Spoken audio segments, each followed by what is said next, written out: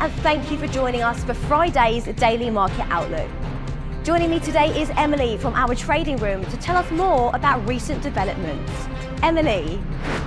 Gold prices rose, buoyed by a Federal Reserve interest rate cut, as well as lingering uncertainty over the outcome of a trade deal between China and the US.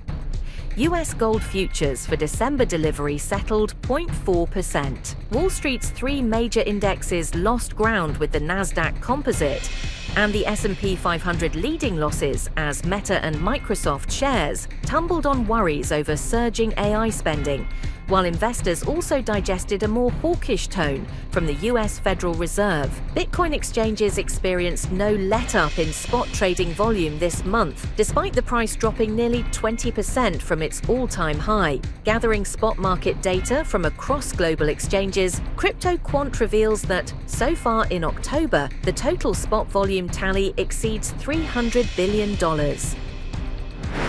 The euro-dollar pair edged lower in the last session. The stochastic indicator is in overbought territory. The Bitcoin-dollar pair plummeted in the last session.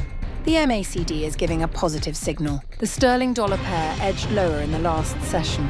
The stochastic RSI is giving a negative signal. The Aussie-dollar pair edged lower in the last session. The Williams indicator is giving a positive signal.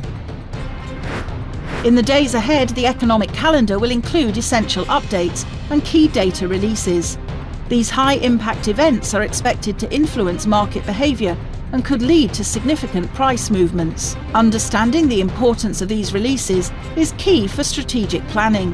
Whether outcomes meet, miss or exceed expectations, the market could respond in kind. We hope that you've enjoyed our Friday's Market Outlook. On behalf of all of us here, we wish you a productive trading day.